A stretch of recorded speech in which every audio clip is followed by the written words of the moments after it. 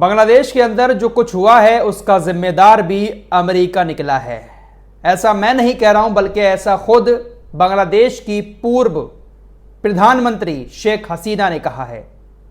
शेख हसीना इस्तीफा देकर भारत में आकर रह रही हैं। पहली बार बांग्लादेश से आने के बाद शेख हसीना ने एक बयान जारी किया है।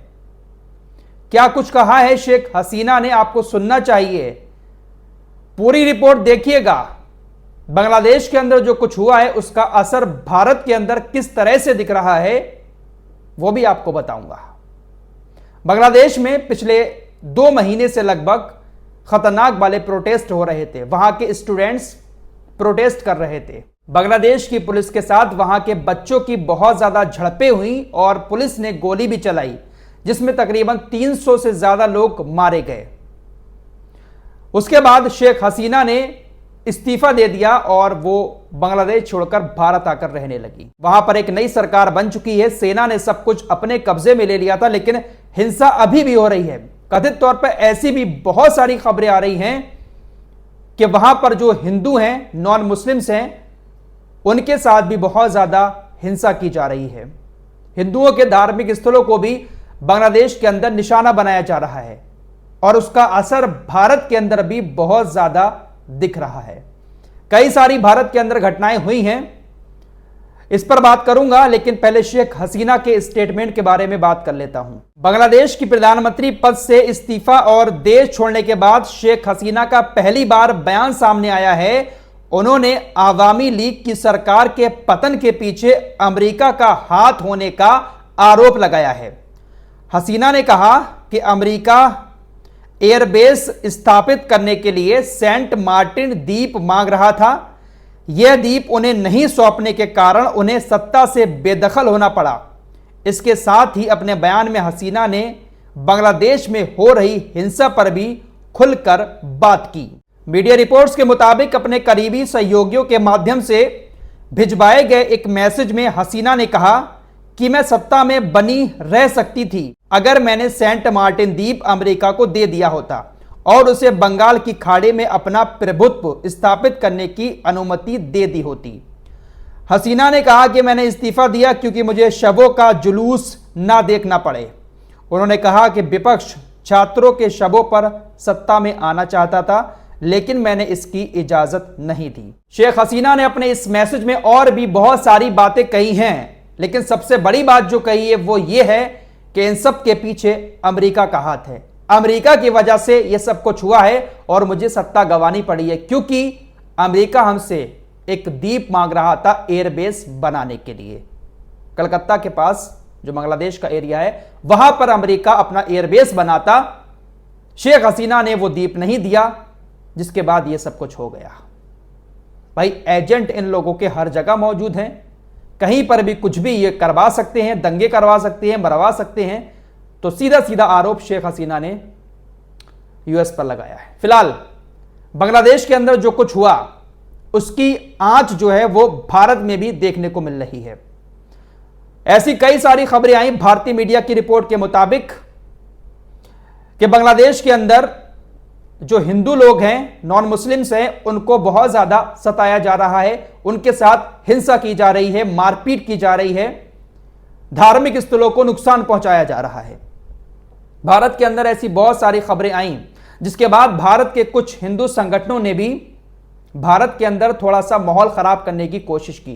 गाजियाबाद के अंदर हिंदू रक्षा दल के प्रमुख पिंकी चौधरी ने अपने कुछ साथियों के साथ रेलवे स्टेशन के पास झुग्गी झोपड़ी में रह रहे कुछ मुसलमानों को बेरहमी से पीटा, उनकी झुग्गी झोपड़ियों को भी नष्ट कर दिया। कई सारे मुसलमान घायल हो गए। पिंकी चौधरी ने उनको बांग्लादेशी बताते हुए, बांग्लादेशी होने का आरोप लगाते हुए, गंदी गंदी गालियां देते हुए बुरी तरह से अपने साथियों के साथ मिलकर पीटा। वीडियो सोशल मीडिया पर वायरल हुए। पुलिस हरकत में आई और पिंकी चौधरी को उसके साथी के साथ गिरफ्तार कर लिया गया। 14 दिन की न्यायिक हिरासत में जेल भेज दिया गया है। पिंकी चौधरी ने जिन लोगों को बांग्लादेशी बताकर पीटा था, पुलिस के मुताबिक वो भारत के ही हैं। उत्तर प्रदेश के शाहजहांपुर के मजदूर हैं जो झुग्गी झोपड़ी में गाजियाबाद के रेलवे स्टेशन के पास रह रहे थे। जिन लोगों को पिंकी चौधरी ने पीटा वो बांग्लादेशी नहीं थे बल्कि भारत के ही लोग थे।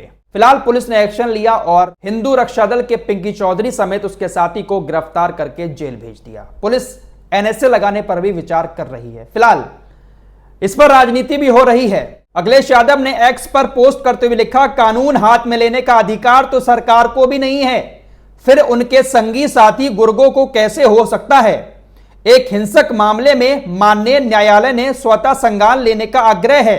आशंका की शिकायत होनी चाहिए, मनमानी हिंसा नहीं।